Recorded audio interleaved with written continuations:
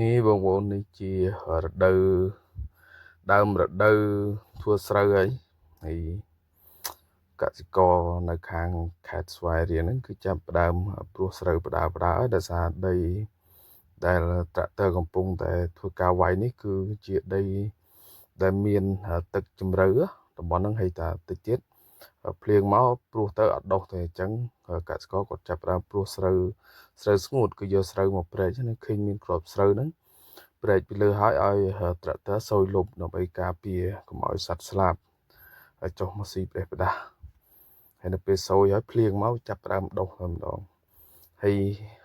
បើអត់ព្រោះពីឥឡូវនេះទៅទេភ្លៀងធ្លាក់មកច្បាស់ជានឹងព្រោះអត់ដុះឬក៏រលួយដោយសារផ្លូវទឹកមួយចំនួនត្រូវបានរាក់ហើយ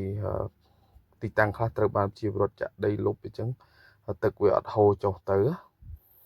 អញ្ចឹងទៅគាត់ចាប់ផ្ដើមព្រោះពីឥឡូវនេះទៅហើយក៏ព្រោះពីឥឡូវទៅនេះទៅនឹងភ្លៀងមកមេ2មេចាប់ផ្ដើមដុះហើយសត្វគោក៏ចាប់ផ្ដើមចុះស៊ីខ្លះដែរទៅមើលដល់ពេលតិចទៀតដល់ដុះ